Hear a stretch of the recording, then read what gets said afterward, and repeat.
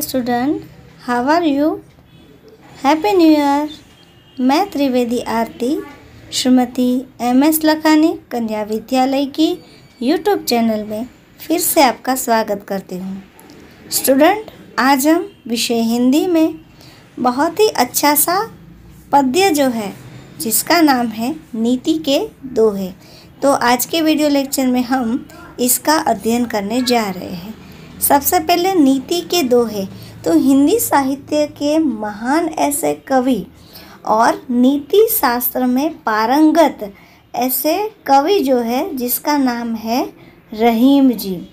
तो आज हम रहीम जी द्वारा रचित नीति के दोहों का अध्ययन करने जा रहे हैं। अब सबसे पहले हम हमारा जो कवि है रहीम जी, उनके बारे में थोड़ा सा परिचय लेते हैं। वैसे तो आप सब रहीम जी से जो भी अच्छी जानकारी जो है वह रखते हैं, क्योंकि हिंदी के कई ऐसे अभ्यासों में रहीम जी के दोहे का कभी न कभी आपने उनके द्वारा रचित दोहों का उच्चारण सुना भी होगा और दोहराया भी होगा। यानी कि हिंदी के इस कवि रहीम जी से आप ज्ञात है, आप उसके बारे में जानते भी हैं। तो उनका परिचय लेते हुए उनका जन्म जो है वह सन 1556 में हुआ था और उनकी मृत्यु जो है वह सन 1627 में हुई थी। अब रहीम जी का पूरा नाम क्या है? रहीम जी का पूरा नाम अब्दुल रहीम खान खाना था। उनका जन्म लाहौर में हुआ था। वे अकबर बादशाह के संरक्षक बैरम खां के पुत्र थे। यानी कि उनके पिताजी जो है वह अकबर बादशाह के संरक्षक थे। उन्होंने सम्राट अकबर और जहांगीर के दरबार में प्रशासनिक, राजनीतिक एवं सैन्य संचालन की कुशलता सिद्ध करके उच्च स्थान प्राप्त किया था। वे अकबर के दरबारी नवरत्नों में से एक थे। इसका मतलब तो यह हुआ कि वह कवि होने के साथ साथ सैन्य संचालन की कुशलता भी रखते थे और इसीलिए रहीम जी है वह कलम और तलवार दोनों के धनी थे। वे हिंदी, संस्कृत, अरबी, फारसी, तुर्की, अवधी, ब्रजभाषा, फ्रेंच तथा अंग्रेजी भाषा के बहुत अच्छे ज्ञाता थे। यानी कि इन सभी भाषाओं का ज्ञान वे रखते थे। उनकी जो साहित्यिक रचनाएं हैं, अगर उनकी साहित्यिक रचना के बारे में जानकारी ले तो उन्होंने रहीम सतसई, श्रृंगार सतसई, मदनाष्टकम, रास पंचाध्यायी, रहीम रत्नावली, बेरवे आदि की रचनाएं की है। नए का भेद आदि इनकी प्रमुख रचनाएं भी है। यहाँ पे उन्होंने नीति के दोहे में आचरण की शुद्धता पर, देखो याद रखना, उन्होंने जो नीति शास्त्र का उपयोग करते, क्योंकि वे नीति शास्त्र के पारंगत थे, तो उन्होंने जीवन के मूल्यों को समझाने के लिए आचरण की शुद्धता पर सबसे ज़्यादा प्रभाव डाला है। जीवन का सत्य उजागर करने वाले इन संकलित दोहों में शक्ति की महत्ता, मैत्री, संगति का फल, वाणी का प्रभाव, योग्यता और बड़े और छोटे का भेद, दरिद्रता, कृपण और जीवा की विशेषता एवं उदारता का मार्मिक चित्रण किया है। तो आज के इस नीति के दोहे में हम इन सभी मूल्यों का यहाँ पे बहुत ही अच्छी तरीके से सिंचन करने जा रहे हैं। रहीम जी जो है उन्होंने मनुष्य जीवन के मूल्यों का एवं मनुष्य जीवन के दर्शन का, यानी कि उनके दर्शन शास्त्र को यहाँ पे प्रकाशित किया है। तो चलो आप हम रहीम जी के दोहों का अध्ययन करते हैं।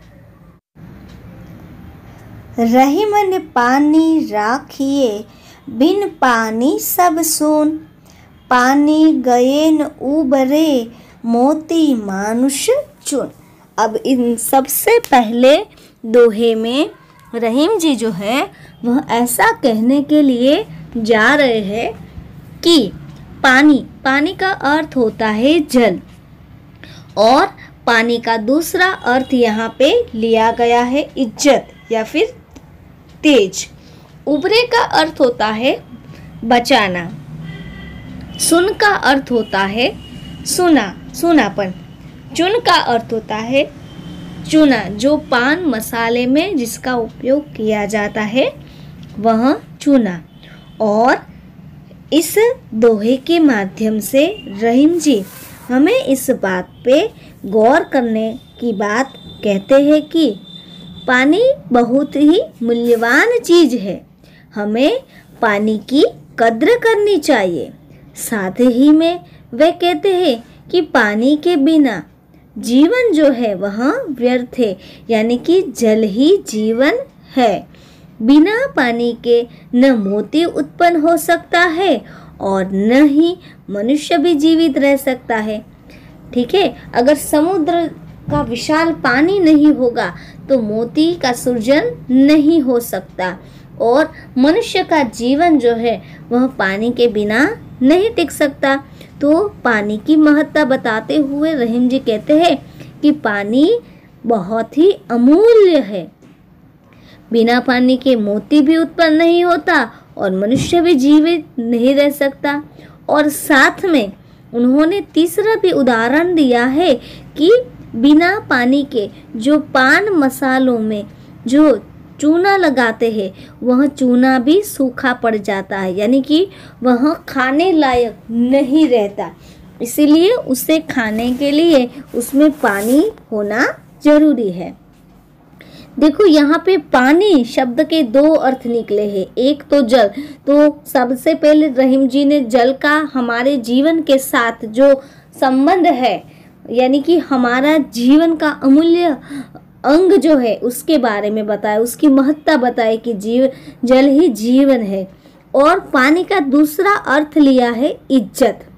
तो यहाँ कवि ने पानी के दूसरे अर्थ को बताते हुए कहा है कि मनुष्य जो अपनी तेज यानी कि अपनी इज्जत को हमेशा बनाए रखता है उसे बनाए रखना चाहिए, क्योंकि बिना तेज और बिना इज्जत का मनुष्य जो है वह मनुष्य नहीं कहलाता, यानी कि उसका जीवन ही व्यर्थ है।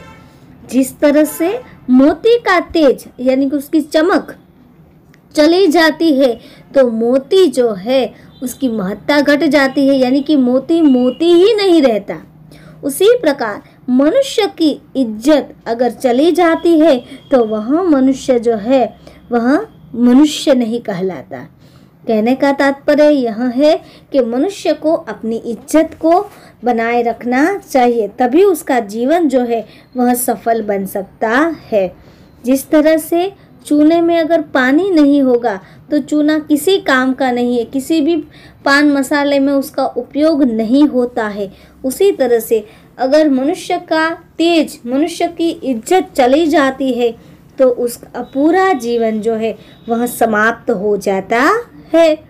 दूसरा दोहा है, जे गरीब पर हित करे ते रहीम बड़ लोग, कहा सुदामा बापूरो कृष्ण मिताए जोग।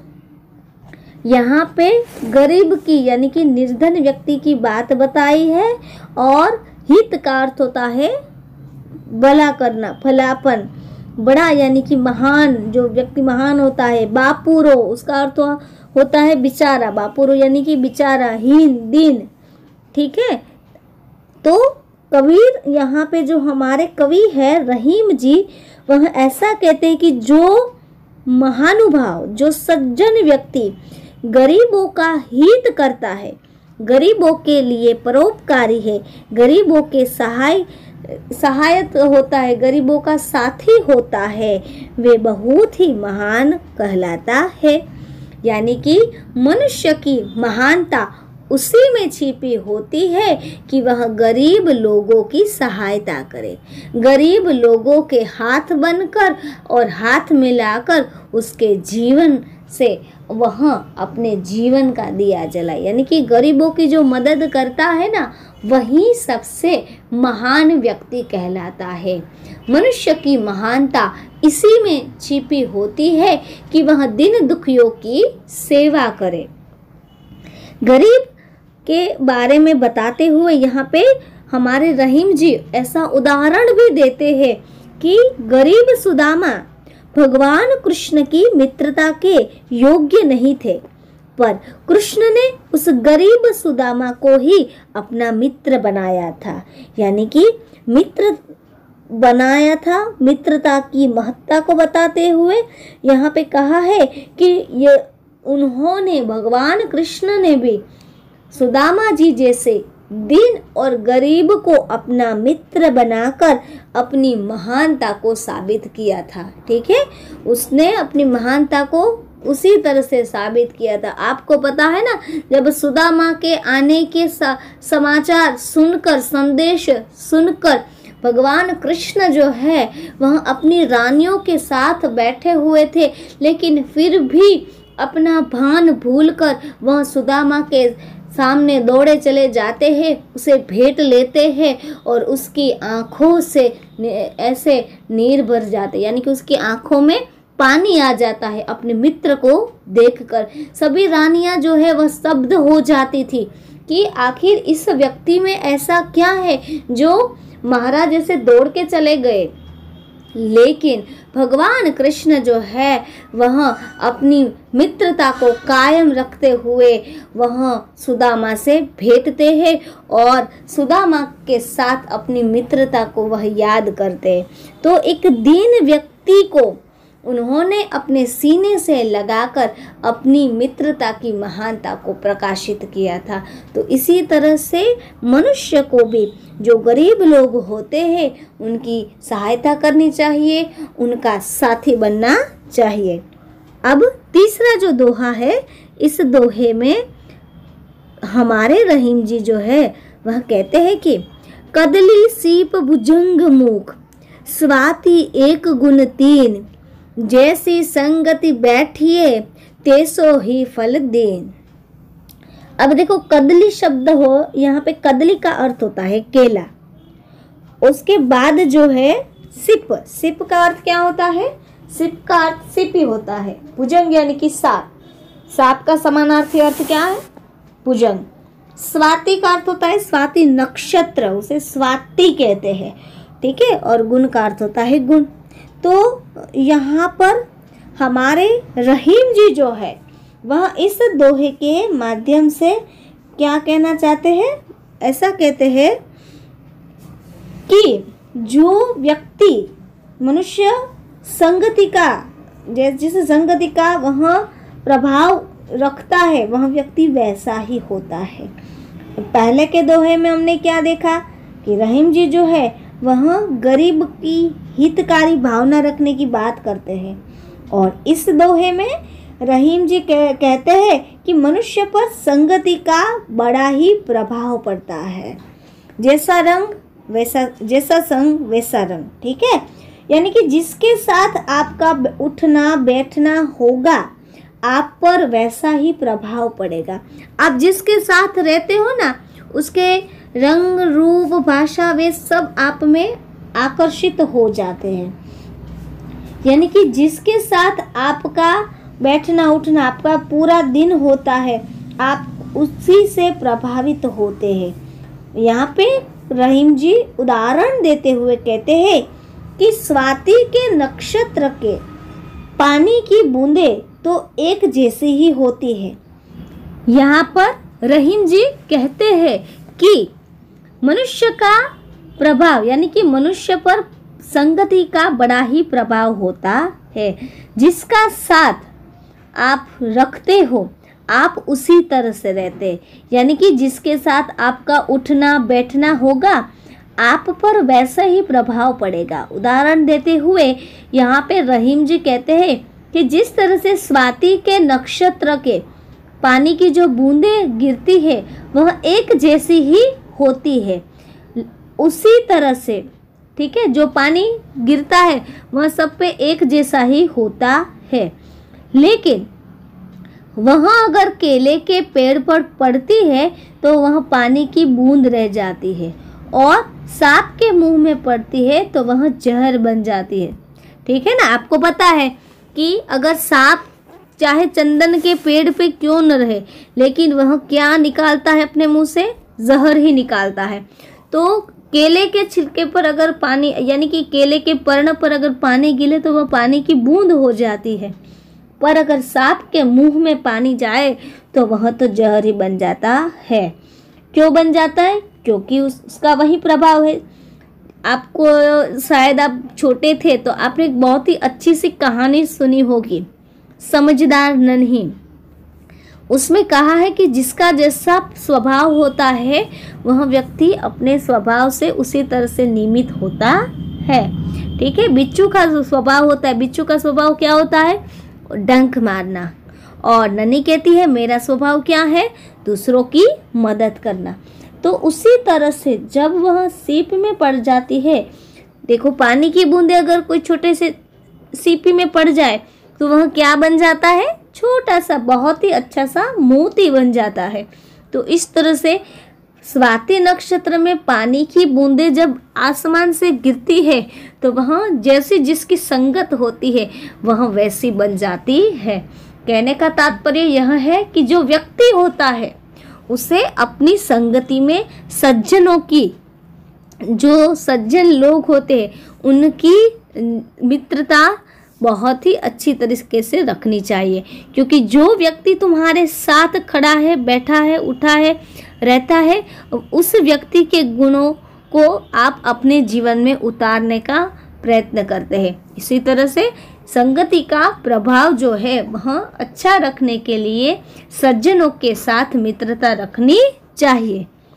उसके बाद का दोहा है, दोनों रहीमन एक से जो लो बोलत नाही, जानी परत है काक पिक ऋतु वसंत के माही।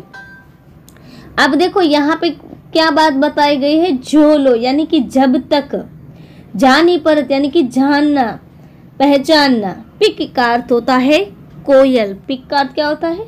कोयल। मोही यानी कि मैं। बहुत ही अच्छा उदाहरण दिया। किसका उदाहरण दिया है? यहाँ पे कोयल का उदाहरण दिया है। कवि रहीम जी इस दोहे में ऐसा कहते हैं कि आदमी की अच्छाई और बुराई की पहचान किससे होती है? उसकी वाणी से। बोलत यानी कि उसकी बातों से, वाणी से होती है। वह कहते हैं कि जब तक कौवा और कोयल बोलते नहीं है तब तक दोनों देखने में एक जैसे ही लगते हैं, लेकिन जब वर्षा ऋतु में कोयल अपने मीठे स्वर में अच्छी तरह से बोलती है, गीत गुनगुनाती है, तब पता चल जाता है कि कौवा कौन है और कोयल कौन है। यानी कि मनुष्य की वाणी से पता चलता है कि उनमें गुण है या अवगुण है। तो आदमी की अच्छाई और बुराई जो है वह उसकी वाणी से प्रकाशित होती है। आपको पता है ना, हमारे कबीर जी ने हिंदी साहित्य में जो दोहे लिखे उसमें ऐसा कहा है, वाणी के बारे में उन्होंने भी इसी बात पे गौर किया गया है। ऐसी बानी बोलिए मन का आपा खोए, और को शीतल करे आपहु शीतल होय। यानी कि मनुष्य जो है उन्हें मीठे बोल बोलने चाहिए, और मनुष्य की वाणी से ही मनुष्य की पहचान होती है। उसके बाद का दोहा है, जो रहीम गति दीप की कुल कपूत गति सोय, बारे उजियारा लगे बड़े अंधेरो होय। देखो यहाँ पे किसकी बात बताएगी? सबसे पहले दीप का अर्थ होता है दीपक, कपूत यानी कि बुरा पुत्र जिसे कुपुत्र कहते हैं। ठीक है। सो यानी कि वही, गति का अर्थ होता है दशा, गति का अर्थ क्या होता है? दशा। कवि रहीम जी कहते हैं कि जो नालायक पुत्र होता है, ठीक है, कुपुत्र है, उस कुपुत्र की तुलना दीपक से करते हुए, यहाँ पे किसका उदाहरण दिया है? दीपक का। कुपुत्र की तुलना दीपक से करते हुए रहीम जी ऐसा कहते हैं कि कुपुत्र और दीपक दोनों की हालत एक जैसी होती है। दीपक जला देने पर चारों ओर प्रकाश फैला देता है, यदि उसे बुझा दिया जाए तो जीवन में अंधेरा छा जाता है। उसी प्रकार से कोई भी बच्चा जन्म लेता है तो उसका कुल इस जन्म से खुश हो जाता है, प्रफुल्लित हो जाता है कि मेरे घर पुत्र ने जन्म लिया, खुश हो जाता है। पर जैसे जैसे दिन बीतते जाते हैं, समय बीतता जाता है, बच्चा बड़ा होता जाता है, वैसे वैसे उसके करतूतों पर पानी फिरता है और वह अपने करतूतों से अपने कुल का क्या करता है, नाश करता, अपने कुल को कलंकित करता है। तो इसी तरह से यहाँ पे रहीम जी जो है वह कुपुत्र के बारे में बताते हुए कहते हैं कि जो कुल का दीपक हो, वह दीपक जो है वह कैसा होना चाहिए, दिए की तरह प्रकाशित होना चाहिए। आगे बढ़ते हैं। यहाँ पे जो हमें रहीम जी जो दोहे है, इस दोहे से वह सीख देते हैं कि हमें क्या करना चाहिए। तो हमें जीवन में इज्जत के साथ जीना चाहिए, गरीबों की मदद करनी चाहिए, अच्छी संगति का फल अच्छा ही होता है, इसलिए जीवन में अच्छी संगति रखनी चाहिए। वाणी जो है यानी कि बोल, हमारी वाणी का प्रभाव कैसा होता है, बहुत ही मीठा होना चाहिए। ठीक है, मीठे बोल बोलने चाहिए। वाणी से हमारी अच्छाई और बुराई का प्रकाश पड़ता है और हमें योग्यता होनी चाहिए। कुल का जो दीपक होता है वह कलंकित नहीं होना चाहिए, यानी कि हमें कैसा बनना चाहिए, कुल को योग्य बनाए, हमारे में ऐसे संस्कारों का सिंचन होना चाहिए। तो यहाँ पे हमने रहीम जी द्वारा जो दिए गए ये जो दोहे हैं उसका यहाँ पे हमने बहुत अच्छी तरीके से वर्णन करते हुए सारांश, सरल अर्थ से सारांश ग्रहण किया। अब इसके बाद अगले वीडियो में हमारे रहीम जी के जो दूसरे दोहे हैं उसका भी हम अध्ययन करेंगे। तब तक के लिए thank you my dear student.